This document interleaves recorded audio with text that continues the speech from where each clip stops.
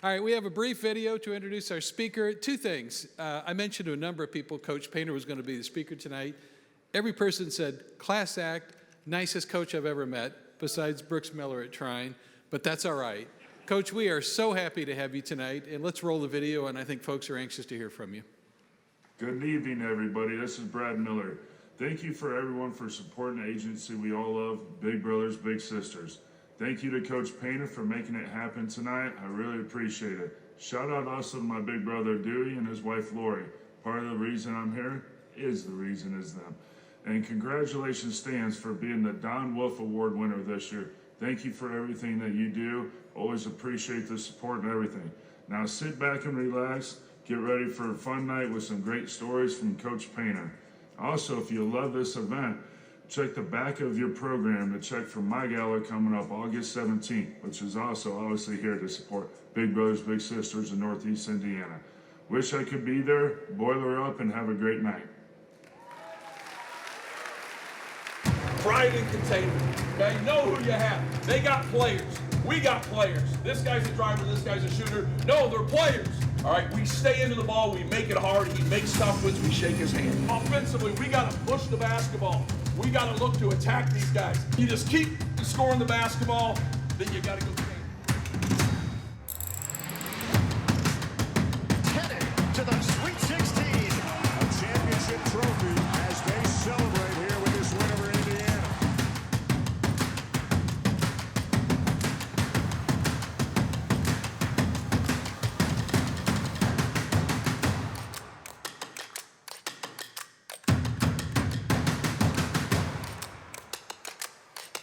Just execute. You got to keep doing your job and be detailed, but you got to be shot ready. And the next stop on the Purdue Redemption Corps is the Final Four.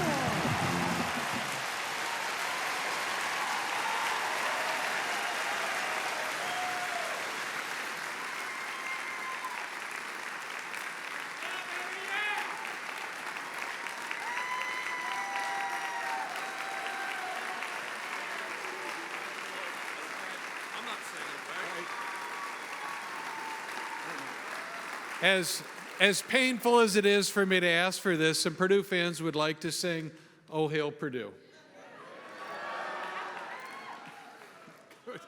Coach would prefer not to lead. Do we have anybody that would care to lead the chant? There you go. Bring it.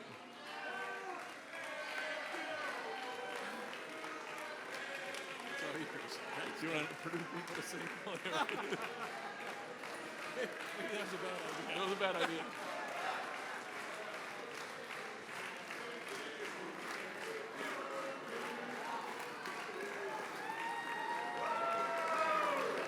It was a good idea in theory. But first of all, I want to congratulate Patrick and Tyson. Why they're not on the cover of that program, I don't know. Because they're the stars of the show here. And, you know, when I first started, like, in coaching, like it was, and Patrick was talking about getting up in public speaking. And, like, no matter how many times you do it, it's kind of like a game. Like, if you don't have butterflies or you don't have a little bit of anxiety, like, you're in it for the wrong reasons. Like, I absolutely hate a 9 o'clock game. Like, I love those noon games. Like, you just don't have all day just to churn. So I can only imagine him being able to get up here, but he's already done the heavy lifting. He did what was important, and everybody understands that and respects that. But I have a story for him. My second or third year at Purdue, a friend flew us to Los Angeles to go to John Wooden's apartment. And it was an unbelievable setup. You know, he'd been in the same apartment since the late 60s, early 70s. And just all the things that he collected there in his apartment and just the wisdom and how just professional he was. And but while we were there, the phone rang. And he had one of those old answer machines that everybody else had 20 years ago when they first came out. He still had his. It was the one when you wind it back. And he goes over there and he's like, shh, shh, shh. And so there's like 6, 7 people in the room, and if John Wooden says that, that's our version of shut up. And because he would never say something like that. And it was Bill Walton on the phone.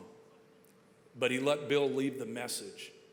But he talked about, after Bill left the message, about how Bill had a speech impediment and how he had to work towards it and how he had to go. And then he said something that was really funny. He says, we couldn't get Bill to talk, and now we can't get Bill to shut up. And so, but that was Bill's challenge, and that was what Bill fought through. And now you guys see him as an announcer, and you see him all around. But I really didn't get to know Bill until about 2 or 3 years ago. And then obviously Zach Eady got every award for every big guy to mankind. And so Bill was there.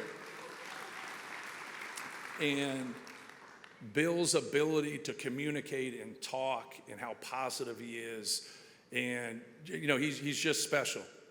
And no different than the Patrick and Tyson that are up here. You know, you're all special in your own way, but you can't allow certain things to be a hurdle. And Bill didn't get through that on his own. And that's what it is. No matter who you are or what you've been through, the adversity, you need other people.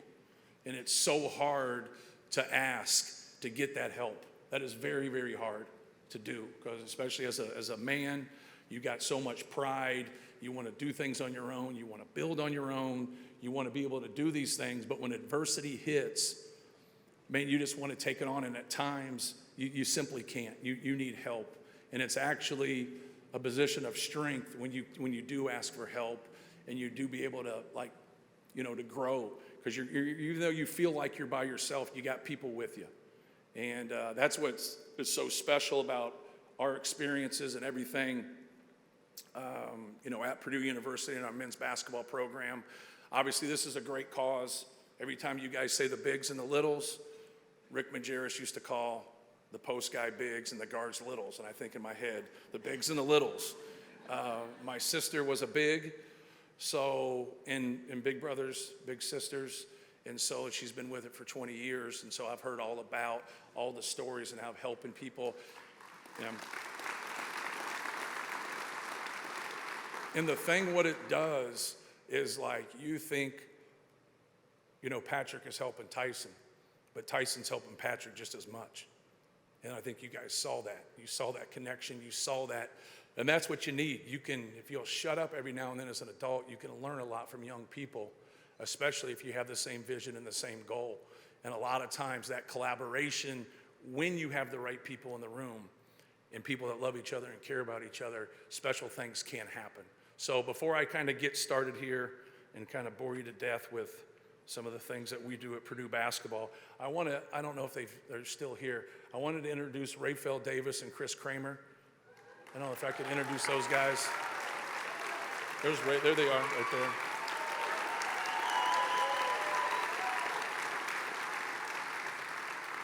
And a lot of what you see, like out on the court, you don't realize the sacrifice that people make. Chris Kramer played with 3 NBA players. He played 10 years overseas, had a fabulous career, but he sacrificed a lot for us. Was a 2-time defensive player of the year in our league, a 4-time all defensive player, was 3rd team all league for us, won a lot of games for us, but he had to do a lot of different things for us. You see it a lot right now with the Minnesota Timberwolves. They got a couple guys on their team. They might have the best player in basketball, but they also got some guys on there that are defending, playing a role, sacrificing for their team, and their team's just taking off. And a lot of the qualities he had, that's what Raphael did for us when he was there. And Chris came to us and he started right away, but we were just getting our program started. And we had lost the year before. And Raphael, we lost his freshman and sophomore years. And so when you get in those situations and you're in those positions of adversity, you really see the true character of guys like that are going to just do anything to win. And both of those guys there sacrificed a lot for our program. They defended. They did little things.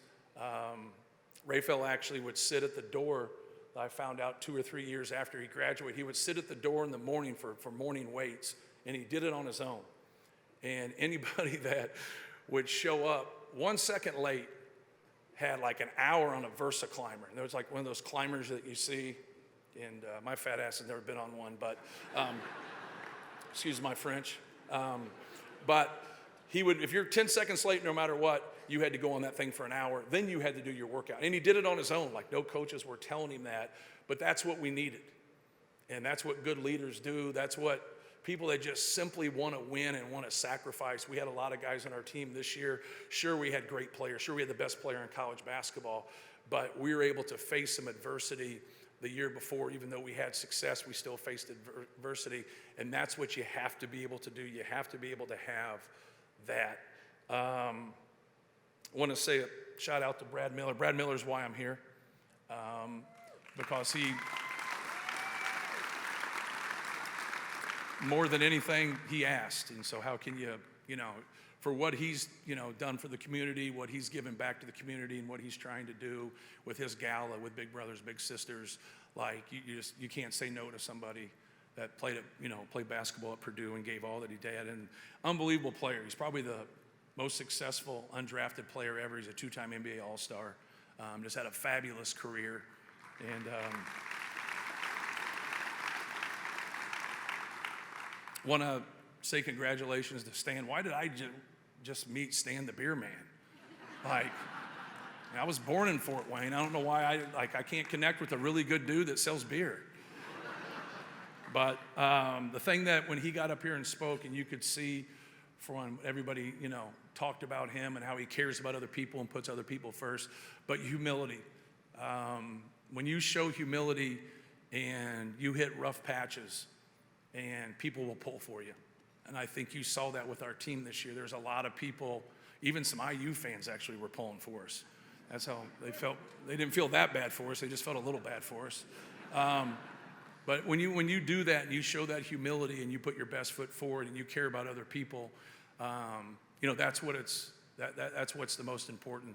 And you can see, he worked his ass off to be on a platform, and then once he got on that platform, he gave back.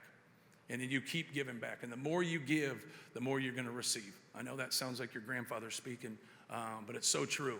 And you can see through the workplace and through his friendships, that's really cool that he was honored, because he's done a lot for his friends. He's done a lot for business, and he's done a lot for this community.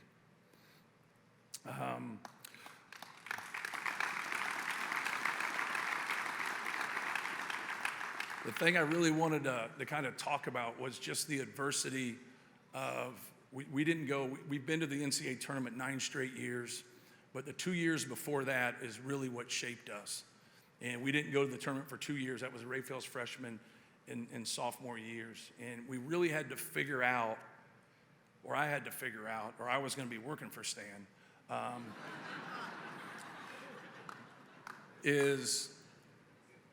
you always say like you need more talent. And you got to get someone that's good at basketball. But I thought we had to get a better guy. I thought we had to get people that were going to do anything and everything to help us win games.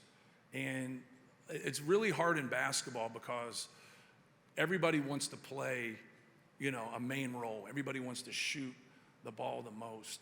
And you got to get that role definition.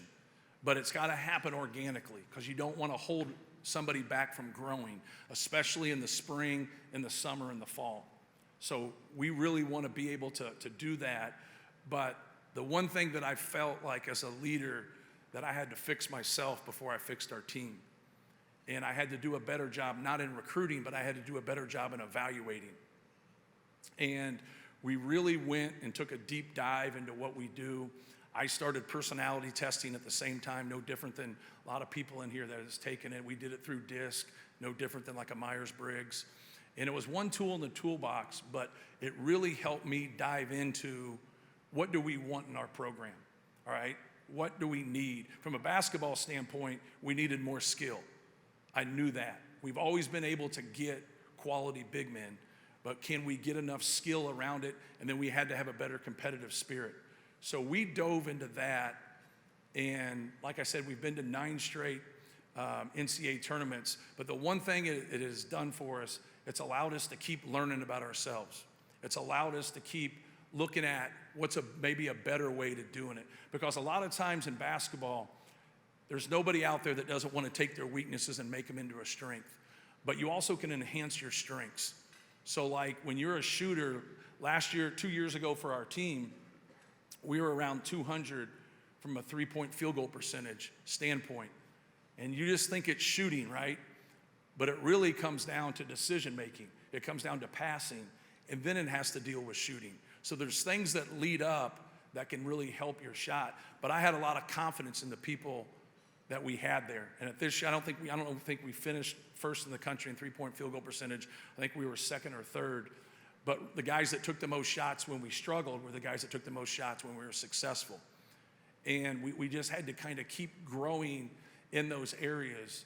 But that personality testing for me really kind of started something, and it's really kind of been spread out through college basketball. Now, a lot of people do it. We were the first to be able to do it, but I wanted to get somebody that fit, at Purdue.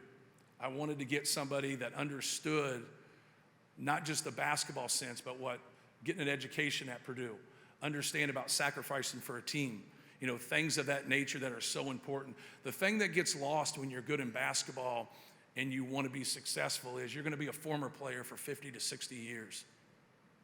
And you got to start the back. It's no different than a contract. The most important things in your contract are the things that happen at the end of that contract if something might go wrong.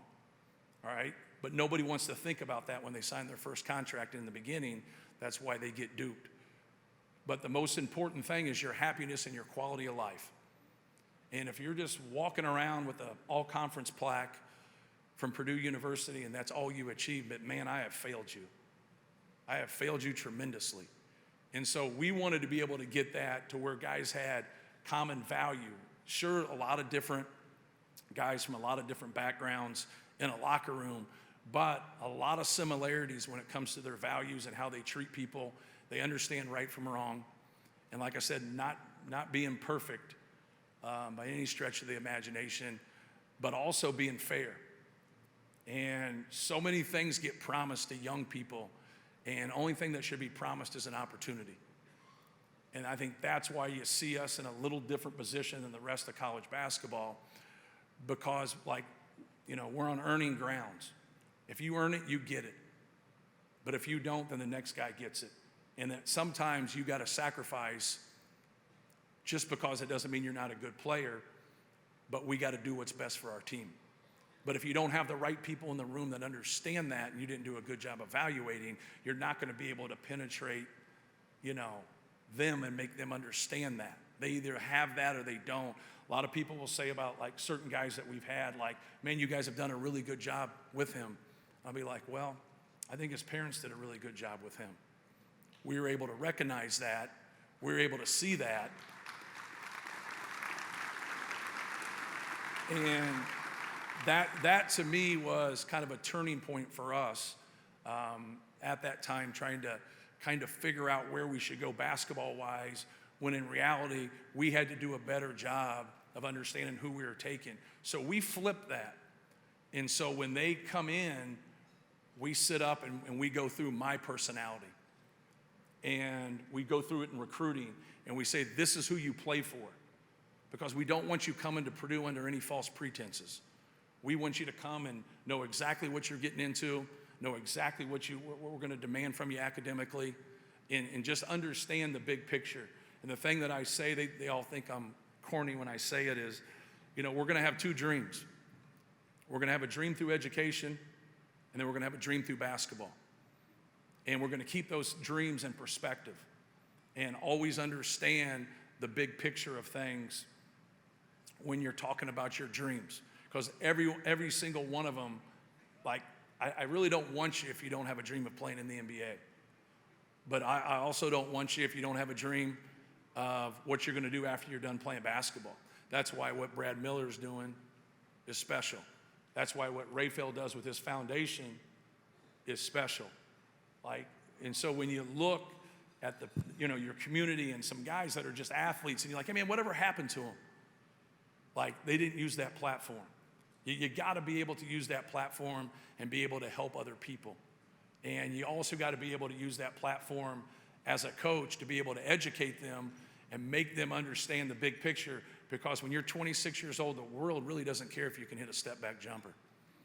Hey man, he's a good player, he's this or whatever, but they're gonna think about you and how you treat people. They're gonna think about as how you care about other people and how you've helped other people.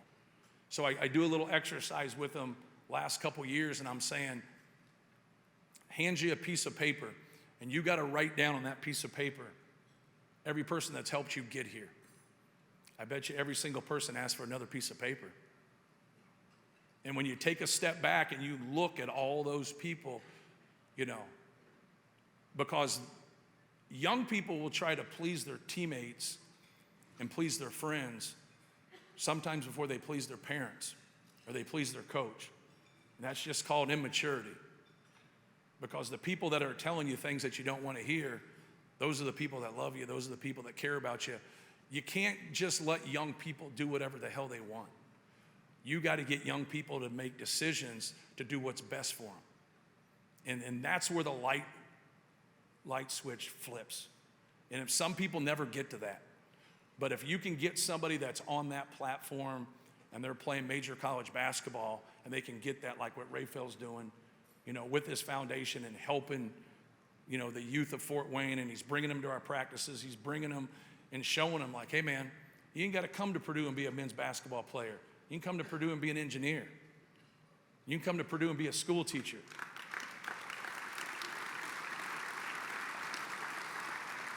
But when someone doesn't have the model in front of them, they don't know that. People only know when they're young what they see. You can say whatever the hell you want to them. It really doesn't matter a whole lot. But what matters is what they see. And it's so important to be able to understand that and to have that big picture. But if you can't conceptualize everything that I'm saying, it goes back to our evaluations, then you're probably not our guy. The thing that you have to be able to have is you got to be able to have a certain level of talent in each area. In 2019, we went 0.2 of a second, 0.3 of a second away from the Final Four in an absolute fluke play. And it was really hard to take. But my starting point guard could not shoot. My starting two had real heavy feet. He still has heavy feet. But he could really shoot. The other guy was really a 2-2, and he made the NBA, and he was dynamic. Very, very dynamic. Volatile, but dynamic. And a great player. My starting four was from Fort Wayne, walked on, only took threes and layups. But was a walk-on, was the most efficient player in college basketball, #1 in the Ken Pomeroy rankings, the most efficient player in the country. And we were 6-5 that year, and the whole fan base and the message boards was like, play this other guy instead of Grady, play this other guy instead of Grady. And our staff was like, you know what, I'm gonna say, he's the last person I'm taking out of that lineup. He's the only one out there doing what the hell I'm asking him to do. And so but it was all stereotypical because he was a walk-on. That's all it was. They couldn't give him his flowers because he wasn't a 4-star, a 5-star, he wasn't this. The only thing he was doing was defending, rebounding, taking good shots, diving on the floor, scrapping, all the things that lead to winning. Here we go. I'm done kissing Grady's ass. I'm at the extent of that, okay? And then our other guy was a 7'3" big guy that didn't post up. And you guys have watched us play. We play post-up basketball, and so it was different. But what we had was substance, we had role definition, and we had a really dynamic guard. And it made for a good team. But that substance, if you don't have that and you're short, one guy can't shoot, one guy's got heavy feet, one guy's just an ultimate role guy, the other guy's 7'3", but he's not a post-up guy. But if you don't have that substance with it and that understanding and that intellect, because when we were 6-5, I wasn't thinking about being in the NCAA tournament, let alone trying to go to the Final Four. I was just trying to survive and trying to get it figured out. We felt like our best player had to be better. And that's hard, right? Because when you got your best player, you're like, well, man, he's your guy. These other guys got to pick that up. And it was a reversal. And everybody just came on the same page, but we also had to let him loose a little bit. And so with that might be him calling right there because he wouldn't like hearing this. But that was real growth for us. And that was great because we got it figured out, but we had the right makeup of people. And one guy got recruited by the Big Ten. Carson had gotten recruited pretty heavily. The rest of them really hadn't, and it was beautiful to coach them. And it was great. And I'm like, man, and we had struggled in the next year. It was the COVID year, and we didn't have an NCAA tournament. But like, to me, that was striving to have, because we had lost some really good players the year before. We had lost 2 years before that. Caleb Swanigan, who was fabulous. God bless his soul, was just a wonderful person. We had lost 4 other seniors that were starters and dynamic. But that to me was like, hey man, we can do this. And we can do it with the right guys. We just got to keep going and keep digging and keep kind of getting it figured out. So for us to get to this point and be able to get to the final game, and obviously we came a game short, of piecing things together, having a Braden Smith. When Braden Smith committed to us, the school that he called, he says, man, I absolutely got to call this school. And because they really recruited me and I thought I was going to go there, he called Belmont. And he was first team all Big Ten as a sophomore. And just his makeup, his unselfishness, his toughness. Fletcher Lawyer from here, just his toughness, his skill. And so, like, those are the guys, like, you just enjoy coaching. Like, those are like, hey man, we got the right guy. Fletch would have a tough game, and you hear that banter or whatever, and you knew like he was always going to respond. He was always going to respond to that next game, and really pick up the pieces. Getting Lance Jones this year was a great piece for us. But he also has a great way about him. His competitive spirit. He has a good time. I'm a big believer in making your hard work fun. Once again, kind of a corny thing, but it's so true. Like, man, put a smile on your face and just go out there and lay it on the line and compete. Mason Gillis, Trey Kaufman-Wren, Caleb First, and then those guys, you have to understand, you got to be able to coexist with Zach Edey, and you can't get in his way. And so the spacing was so important, for us and our team. We have a couple of really young wings that didn't get the consistent minutes, but they're going to be great players in Cam Heide and Miles Colvin. And it was just, Ethan Morton's a guy that didn't get to play as much, that had played before, but Ethan's sacrifice and Caleb's sacrifice, Miles Colvin's sacrifice, Cam Heide's sacrifice. You guys have to understand, all those guys can start for a lot of teams, but like, their ability to be professional at a young age really helped our team, because they could have been a distraction and they weren't. But once again, it goes back to us evaluating, getting the right guys, because that's what a team is. That's what a team is. A team is only as strong as its weakest link. And all those guys kept a positive attitude, and they plugged and they stayed with it. And just feel very grateful, more than anything, like, to be the coach at Purdue. And I think that's something you can never lose.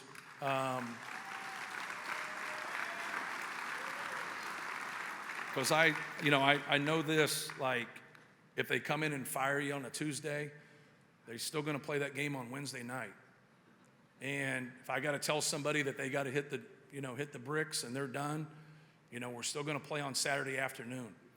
And when you can kind of understand how fortunate you are to be in that position, and that we all, are kind of replacements in the workforce. Someone's coming behind you and somebody was before you, so make the most of what you have. And learn to, put a smile on your face and go to work. And the guy I played for, Gene Cady, he called it being a company man. And you're 19 years old and you hear somebody talking about being a company man, you don't quite grasp that. You quite understand that. And as you go on in life, especially when you have kids and you're putting other people before you, you start to understand that's what it's about. Like, do what's best for the company, do what's best for your school, do what's best for there. I had a swim coach when I first got started. I always talk about this when I speak. And I got the job, and I was so excited. And 33 years old. And he said, I'm going to tell you something about being the head coach at Purdue. He goes, you're a lot bigger than you think you are, and you're a lot smaller than you think you are. Don't ever forget both of those things right there, because you can affect so many people. But once you get over your skis a little bit, and you start to think that you're it, you're in trouble. And Bill Walsh, the famous quarterback for the San Francisco 49ers, there you go. He called it the disease of me. He said I would be on a trip, and he goes, and we'd blitz somebody by 40. I'd be on that plane. I'd be feeling good about myself. I made the right call here. I made the right call there. I did this right here. And like start feeling good about myself. Then finally I went, I think I got the best quarterback ever in the history of the NFL. Jerry Rice might be the best receiver in the history of the NFL. Dwight Clark's not bad. Ronnie Lott's not bad. He kind of would go through that thing, and he would realize, man, hey, I need to go down a couple notches here and understand that I'm around a really good personnel, but I'm just one piece of it. And that's the way I've always tried to take things, at Purdue.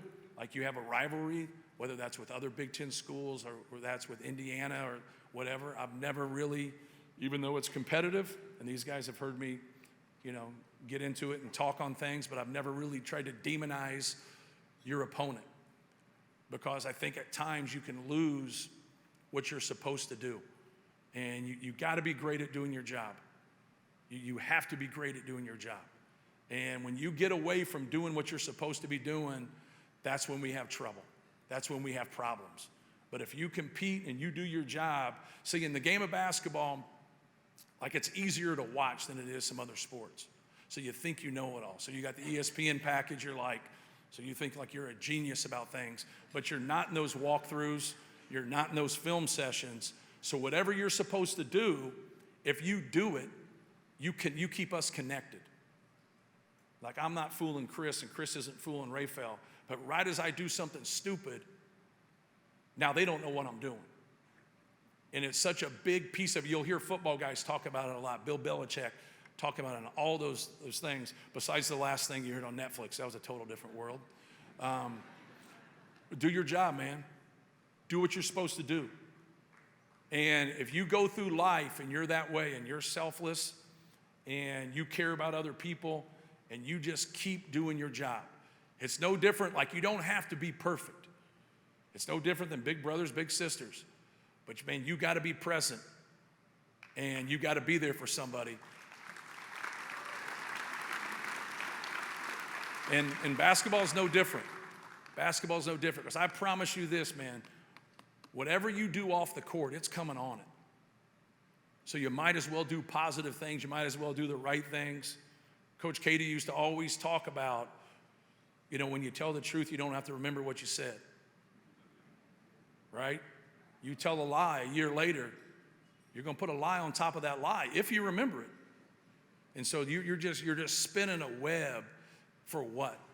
Instead of just owning something, and man, I made a mistake. Now you made one mistake. Now you're not compounding that mistake. And it happens in basketball all the time. When guys don't go to class, guys are late here, doing things they shouldn't be doing socially. Now it just intertwines. It's too hard. It's too hard. Like it's hard enough trying to go to Michigan State and get a win. Then you're battling and you got all these different kind of problems. Now you got a clear head and you don't have those problems and you're on time places and you're taking care of your business. Now it's just basketball related. Now you can go out and have fun, do your job, and then help your team win. But there's so much that comes at young people. Like you can't give the same speech like when you were a kid, because what they're going through, you didn't go through. None of you. None of you. So when our guys do well, social media can hurt them. When our guys do bad, social media can hurt them, because they're taking in the poison just like they're taking in the cheers. The booze can hurt you and the cheers can hurt you. They both can hurt you, but it doesn't matter. But what those people are saying, it does not matter.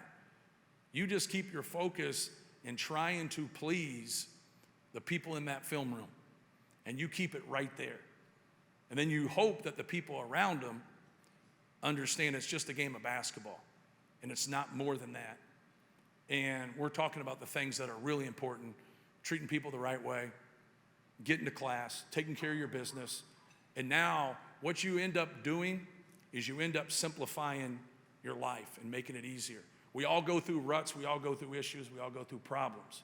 When we start to simplify things, that's when those things start to go away. And it doesn't mean you're better than other people, that you're on scholarship and you're playing at Purdue. But the people you hang around with have to understand what's important to you. You know, if that's your religion, that's your family. You know, because I've always said this, if you have your faith, you have your academics, you have family, and you have basketball. And if that social piece leapfrogs any of that, you're in deep shit. You're in trouble. So if you're someone that can handle that socially in moderation, there's very few of you at age 20. Very, very few. And I haven't seen that too much. But you didn't work this hard for that to be your focal point. You know, and so like sometimes you'll have young people that have a strong faith and like, hey man, don't be afraid to speak on that. That's who you are. Your family is the most important thing. Don't, you know. I told one of our former players the other day that's not with us anymore. And he's graduated, he's moved on, and him and his mom kind of clashing. I said, you do not have to do what your mom says to do, but you got to listen to her. You got to listen to her. You have to understand what you mean to her. And sometimes young people don't understand what they mean to the people that came before them. And it's really hard because none of us learn from somebody else's mistake. If we could, we'd be all a lot better. We normally have to do it ourselves. We normally have to take it in. We normally, I got you. Mom, you don't get it, you don't understand. And then I'm always there like hell she doesn't understand. She's trying to stop you from doing something stupid that she probably did. And those are the type of things, I think, when you can have those conversations and you can talk about that, now people feel more comfortable of just being themselves and who they are, but they also have to understand the pitfalls. And once you can kind of talk about the pitfalls and get them to like really grasp that and understand that and like quit trying to like make it look good. Just you do what you think is best with your values and then be able to grow from there. And now you have that collaboration with the team where everybody respects each other, everybody understands each other, but you also got the right people on the bus. That does not work if you don't have the right people on the bus. And it's just so important to be able to do that. So I could talk forever, as you can kind of, pick out right there. And I'm past my limit here. But I just want to thank everybody for coming out and supporting big brothers, big sisters. And